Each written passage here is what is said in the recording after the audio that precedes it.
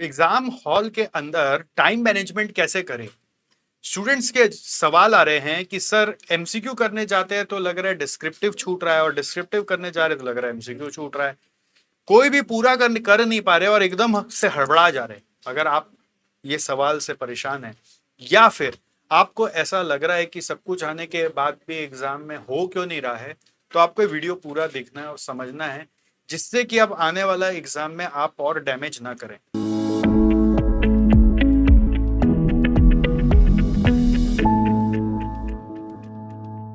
तो दोस्तों, अभी मैं जो आपको अनुभव बता रहा हूँ वो रियल अनुभव बता रहा हूँ। By visiting exam centres of students we understood the real problem.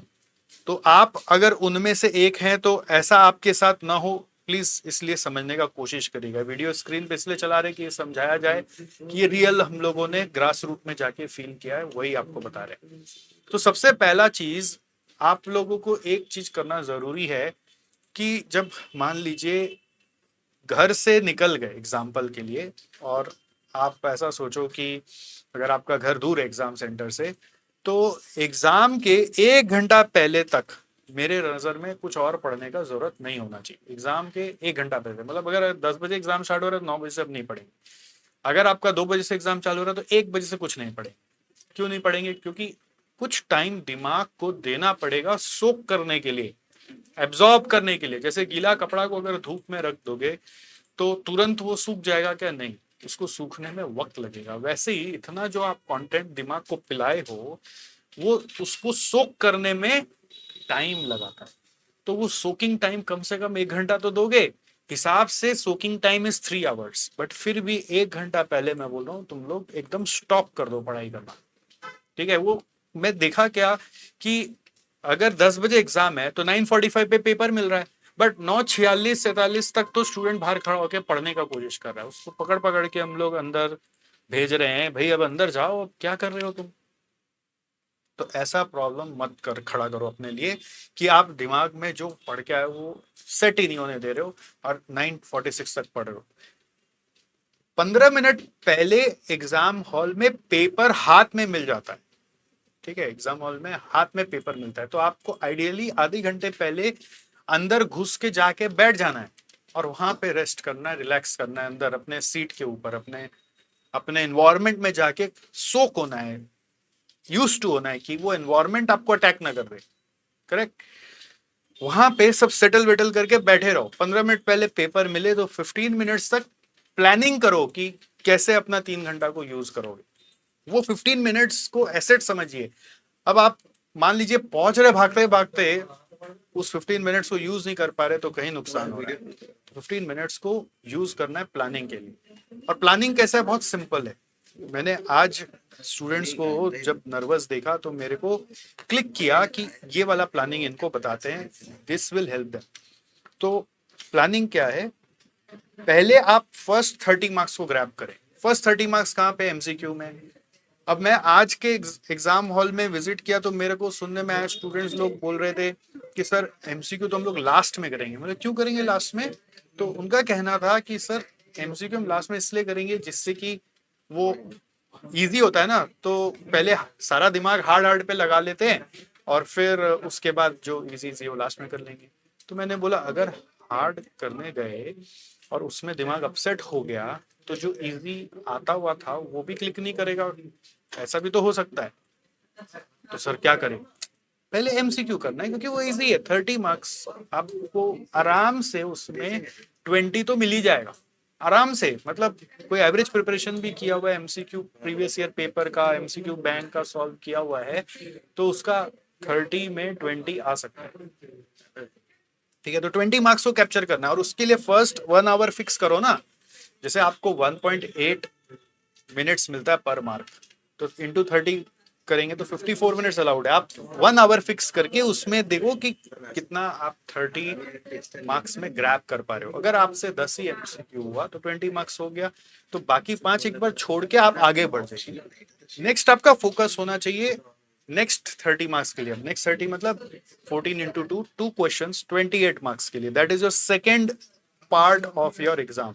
तो कौन सा 2 बेस्ट क्वेश्चन है जो आपको आता है मैंने फिर आज वापस कई लोगों से सुना, वो बोलते हैं हम पहले वो करेंगे जो हार्ड है और जो इजी है वो हम बाद में करेंगे। मतलब इवन इन डिस्क्रिप्टिव भी वो ऐसा सोच रहे हैं।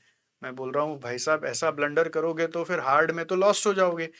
आपको पहले 15 मिनट जो मिलता है उसमें देखना है कौन सा आपके लिए हार्ड है कौन सा आपके लिए इजी है, और उसके हिसाब से आपको फिर एमसीक्यू के बाद पहले 2 क्वेश्चन यानी 28 मार्क्स पूरा अच्छे से करना है।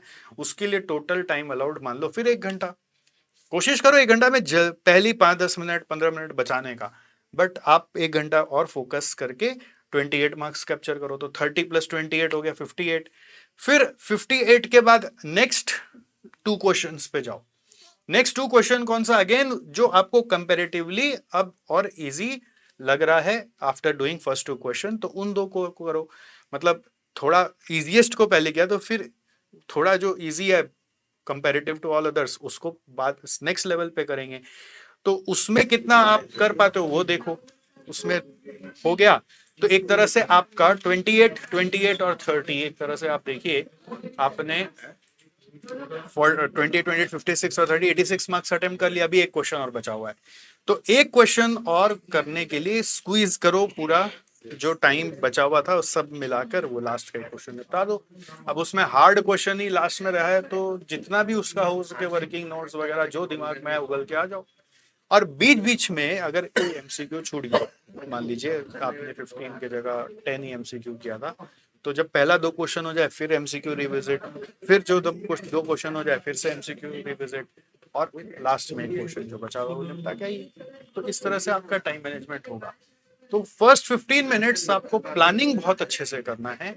उसका सीक्वेंस होता है कि आप क्वेश्चन पढ़ पढ़ के ए बी सी मार्क करिए। ए मतलब बहुत अच्छे से आता है, मतलब पक्का हो जाएगा। बी मतलब ट्राई करेंगे अब तो हो जाएगा। सी मतलब नया लग रहा है नहीं होगा। तो उसमें जब 2 क्वेश्चन आपको मतलब पार्ट ए और पार्ट बी मिला के दोनों ए मिल रहा है तो वो पहले करना है, फिर ए मिल रहा है तो फिर वो पहले करना है, हो गया। फिर मान लो ए का सरक गया 2 क्वेश्चन, तो फिर बी कैटेगरी का क्वेश्चन होगा तो वो आप सेकंड लेवल में करिए या उसको लास्ट में कोई घुसाइए। That way you have to do, and I think this only will help you.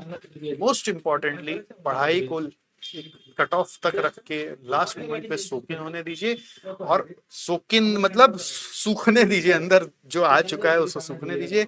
Exam में बहुत इंपॉर्टेंट है डीप ब्रीदिंग करना। एग्जाम के 15 मिनट पहले से डीप ब्रीदिंग, इससे क्या होता है जो अंदर में इमोशनल टेंशन चल रहा है वो जो आपके दिमाग को हाईजैक करने वाला होता है वो आपको कंट्रोल हो जाता है। समझ गए?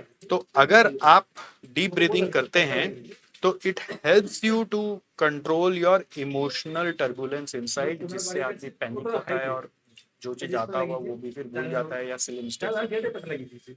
और हर क्वेश्चन में थोड़ा स्लोली चलना है, मतलब अपने नॉर्मल स्पीड में जैसे आप चलते हो उससे थोड़ा सा स्लो चलना है। बारीकी से वर्ड्स को पढ़ना है, बारीकी से रिक्वायर्ड को पढ़ना है, और बारीकी से प्रेजेंटेशन करना है। जैसे कि अगर पार्ट ए में कुछ पूछा हो सकता है आपने उसको वर्किंग नोट में कर लिया, तो अंडरलाइन करके पार्ट ए लिखकर हेडिंग देकर उसका आंसर क्या है खाली वो लिखकर रेफरेंस में वर्किंग नोट लिखकर वर्किंग नोट को ठीक से नंबरिंग करते हुए आकर वैसे करना है। थ्योरी है तो पार्ट ए में अगर कोई क्वेश्चन पूछा तो उसका हेडिंग देखकर फिर उसके जो पॉइंट्स आप लिख रहे हो उसका भी पॉइंट्स को अंडरलाइन करके, या फिर अगर पैराग्राफ फॉर्म में लिख रहे हो तो कीवर्ड्स को अंडरलाइन करके जब आप लिखोगे पैरा चेंज पे एक एक लाइन छोड़ दोगे तो अपने आप आंसर की क्वालिटी बढ़ जाएगी irrespective of your handwriting. Handwriting में बस देखना कि एकदम डॉक्टर जैसा घिसा पिटा नहीं हो जाए, वर्ड्स पढ़ने में आ रहे तो भी ठीक, ज्यादा खिचड़ खिचड़ करके काटना नहीं। अगर कुछ रॉन्ग हो रहा है तो पूरा स्क्रैच करके नेक्स्ट पेज में लिखने चले जाना है, सो दैट इम्प्रेशन एग्जामिनर का बना रहे और आपका काम होता रहे। तो यही तरीका है। और जितना आप ये सोच लो कि आपको हो सकता है ऐसा भी क्वेश्चन फेस करना पड़ेगा, चाहे थ्योरी हो चाहे प्रैक्टिकल हो, जो कि आप एग्जाम हॉल में पहली बार देखे, बट वो पढ़ोगे शांति से तो वो हो जाएगा। बट कब पढ़ोगे उस क्वेश्चन को, वो आपका थर्ड स्लॉट का, first slot 30 marks MCQ, second slot your best 2 question, and third slot में जाके आप देखो कि वो क्वेश्चंस को करते हैं जो मेरे को लग रहा है कि आप करेंगे तो ही होगा। तो आराम से एकदम जब आपके पास ऑलरेडी 40-50 मार्क्स का बकेट बन चुका है ना, तो नेक्स्ट 28 मार्क्स के लिए या 14 मार्क्स के लिए आप में अपने आप पेशेंस आ जाएगा। और यही अगर पहले ही घड़ा खाली है और फिर भरने का कोशिश कर रहे हो और कुछ हाथ नहीं लग रहा है, तो नर्वसनेस में और उलझ जाओगे, right? I hope you have understood. Let me know how much it helps you. I will be coming back soon, and if you have any further issue and query, please do not hesitate to share with me. All right.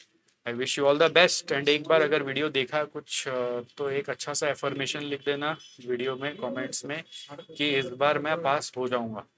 ठीक है, चलो.